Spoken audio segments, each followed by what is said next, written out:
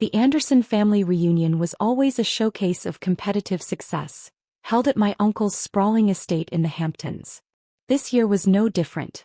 Luxury cars lined the circular driveway like a high-end dealership, and designer labels flickered in the summer sun like warning signs. I parked my modest Toyota Camry between my cousin Blake's Ferrari and my sister Jessica's Mercedes. The contrast wasn't lost on me, but then again that was the point. Let them see exactly what they expected to see. Emily. My mother's voice carried across the manicured lawn, a mixture of obligation and disappointment. You made it. And you're wearing that. I smoothed down my simple blue dress, a piece that looked Target clearance but was actually hand-tailored Italian silk. Hello, Mom. The backyard was a sea of calculated success. Doctors, lawyers, investment bankers. The Andersons had produced a generation of respectable professionals. And then there was me, the black sheep who'd walked away from medical school to open what they called my little experiment in retail. Still playing shopkeeper? Blake smirked, swirling his champagne. He was an investment banker now, or at least that's what his Instagram bio claimed. Must be nice, such a simple life. Jessica, now a corporate lawyer, joined him. God, Em, at least tell me you've hired someone to watch the store while you're here. Wouldn't want to miss out on those crucial scented candle sales. They laughed, that practiced sound of people who thought they were better than they were. If they'd bothered to actually visit my store, they would have noticed it wasn't just any boutique. Sage and Stone had started as a small shop 5 years ago, yes. But now it was the testing ground for what had become Intuitive Retail Solutions IRS. My real company. The small shop was where I pioneered the automated retail technology that was about to revolutionize the entire industry. Every customer interaction, every purchase pattern, every subtle consumer behavior was analyzed by my proprietary AI system. The results? A predictive retail model that major corporations were desperately trying to replicate. But my family didn't know that. They didn't know about the patents, the silent acquisitions, or the deals I'd been negotiating for the past year. They definitely didn't know about tomorrow's announcement, the one that would turn their carefully constructed hierarchy upside down. Emily, my Uncle Robert boomed, surprised you could afford the trip up. Times must be good in the scented candle business. I took a sip of water, letting his condescension wash over me. Uncle Robert, the family patriarch since my father passed, had been particularly vocal about my waste of potential. He'd called my decision to leave medical school a temporary insanity that would sort itself out when reality hits. Reality was about to hit, all right, just not the way he expected. Business is steady, I said quietly. How's the hospital administration treating you? He puffed up immediately. Just got appointed to the board of directors at Metropolitan. We're implementing a new retail pharmacy system across all locations. Something you wouldn't understand, of course. Real business, big numbers. I bit back a smile. Metropolitan was one of the hospital groups bidding for my technology. They just didn't know it was mine. Like every other major retailer and healthcare provider, they'd been negotiating with IRS through layers of corporate anonymity. Speaking of business, Blake chimed in. Did anyone see the rumors about tomorrow's big tech announcement? Some companies supposedly revolutionizing retail automation.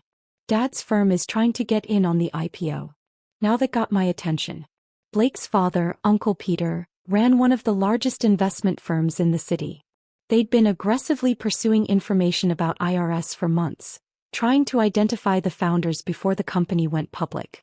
Heard it's worth billions, Jessica added. Unlike some people's little shops.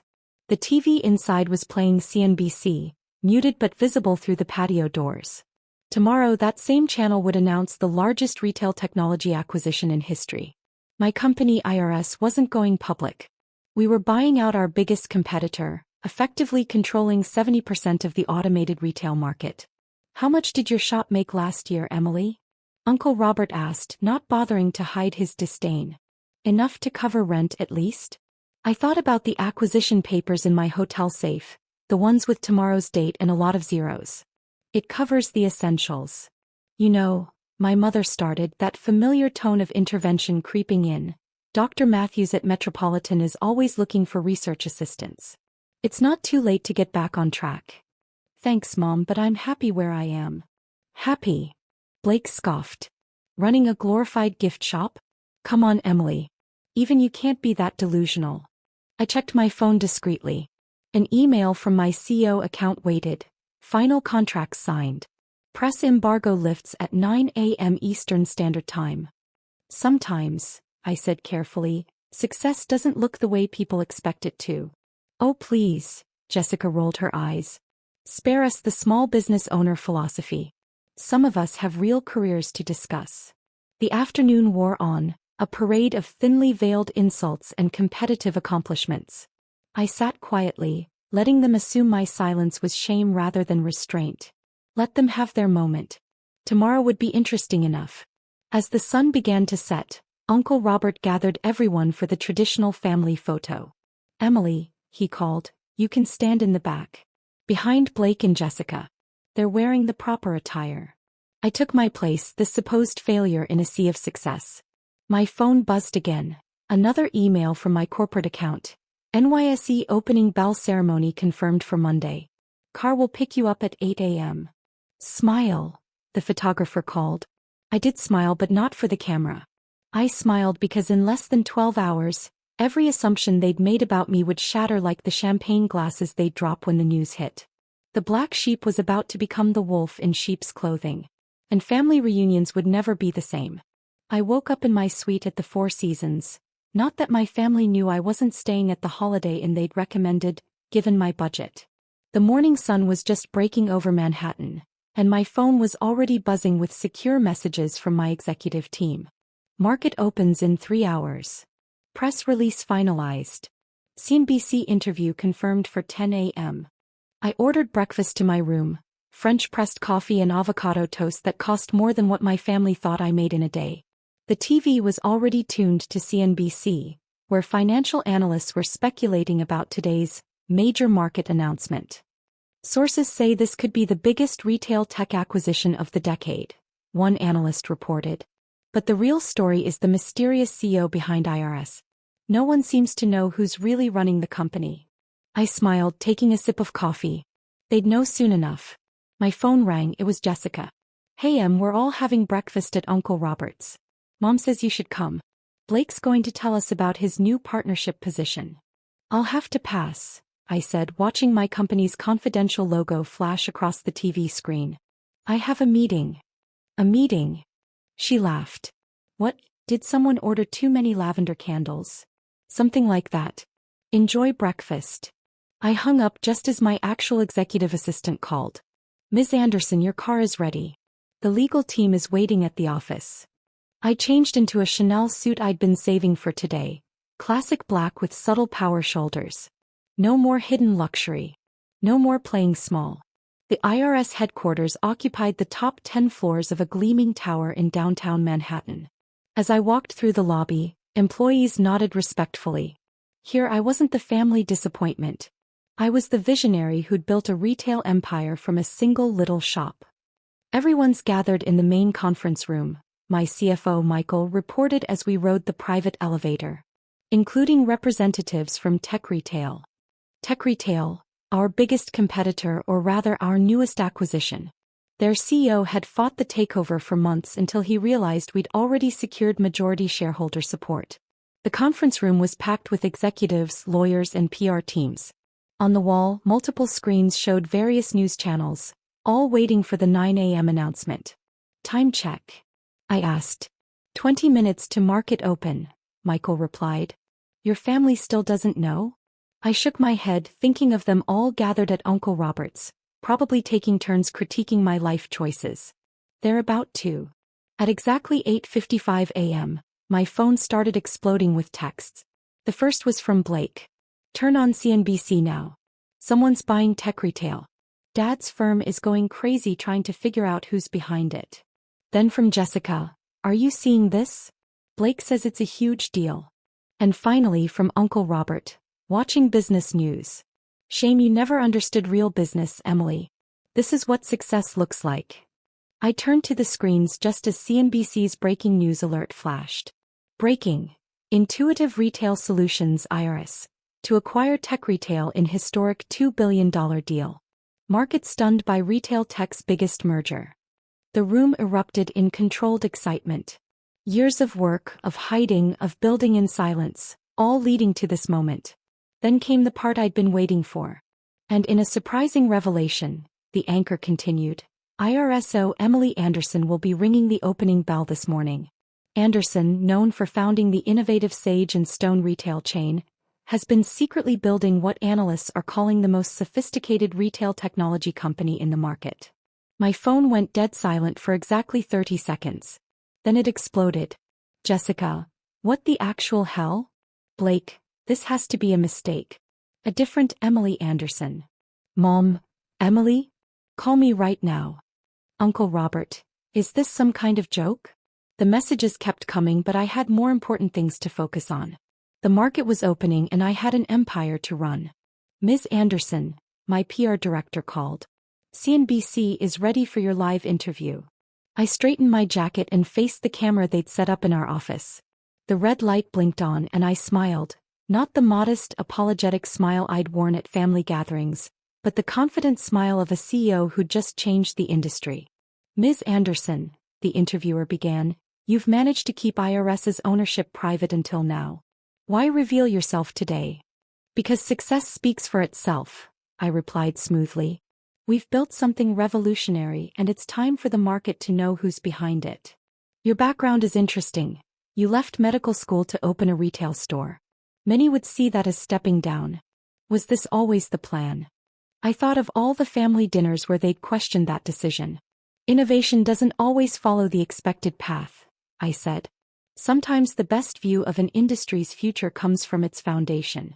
Sage and Stone wasn't just a store. It was a laboratory. My phone kept buzzing. Uncle Peter now. My firm has been trying to get a meeting with IRS for months. Why didn't you say anything? I turned it off. They could wait. Because right now, on every financial news channel, in every trading room, and yes, in Uncle Robert's breakfast room, they were all watching me prove them wrong. By noon, my little shop was the talk of Wall Street. IRS stock had surged 40% on the acquisition news, adding another billion to our market cap. My personal net worth, previously hidden through various holding companies, was now public knowledge, splashed across Bloomberg terminals and financial websites. Emily Anderson, the retail revolutionary worth $4.3 billion. I was in my office reviewing integration plans when my assistant interrupted. Ms. Anderson, your family is in the lobby. All of them. Of course they were. How many? I asked, not looking up from my papers. 8. Your mother, sister, both uncles, Blake and some others. They're quite insistent. I checked the time. The market would close in 3 hours and I had a board meeting at 4. Give me 2 minutes, then send them up. I walked to the floor-to-ceiling windows, taking in the view of Manhattan that my office afforded. Behind me, the TV silently played financial news, my face appearing every few minutes alongside headlines about the acquisition. The elevator dinged. Holy shit, I heard Blake whisper as they entered. This is real business. I finished for him, turning around. Please come in. They filed into my office like tourists in a museum, eyes darting from the expensive art to the wall of awards to the multiple screens displaying real-time market data. Emily, my mother started, her voice uncertain. We don't understand. That's been the theme for about 5 years now, hasn't it? I sat down behind my desk, a hand-carved piece that cost more than Blake's Ferrari. Why didn't you tell us? Jessica demanded. All this time you let us think. Let you think what?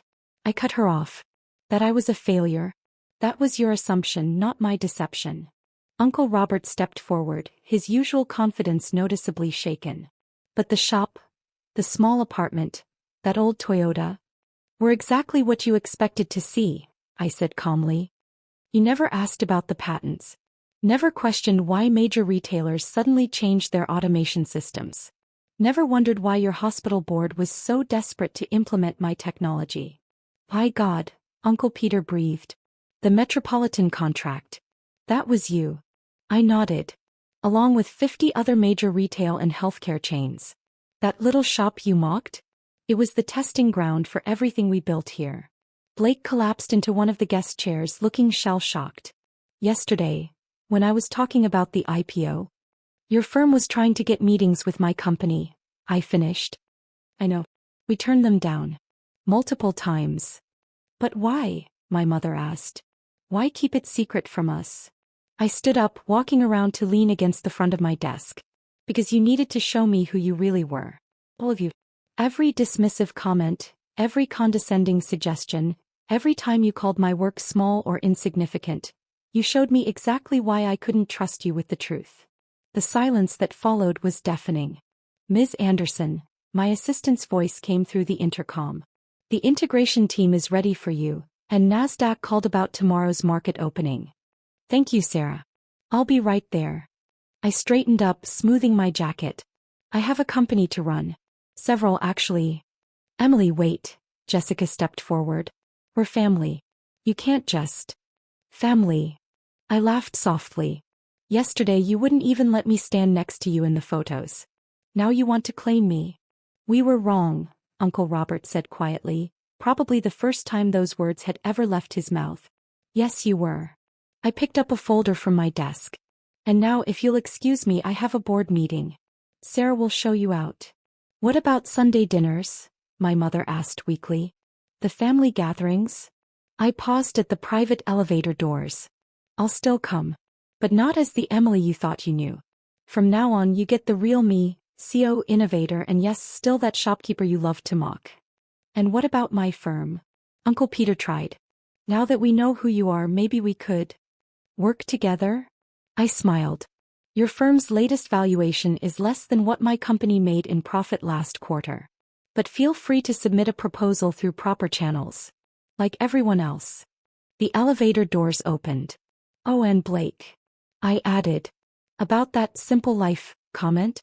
Running a multi-billion-dollar company is many things, but simple isn't one of them. Good luck with that partnership position though. I hear middle management can be quite straightforward. As the elevator descended, I could see my reflection in its polished doors. No more hiding. No more diminishing. This was who I'd been all along. They just never bothered to look past their own assumptions. My phone buzzed with a text from my PR team. Forbes cover confirmed. Interview next week. I smiled, thinking of all the family members who proudly displayed their local business magazine features. Wonder how they'd feel about seeing their little shopkeeper on the cover of Forbes? The board meeting went smoothly. We outlined the integration plan for tech retail, approved 3 new acquisitions, and greenlit the expansion into international markets. By the time the market closed, IRS had become the most talked about company in retail tech. That evening, as I sat in my real home, a penthouse overlooking Central Park, I received one last text from my mother. I didn't see you. All these years I didn't really see you. I'm sorry. I looked at the message for a long time before replying. You saw what you wanted to see. But now you'll see exactly who I am. Sunday dinner is at my place this week. I'll send a car. Because sometimes success isn't just about proving others wrong. It's about finally, unapologetically being right. And letting them choke on the reality they never thought possible.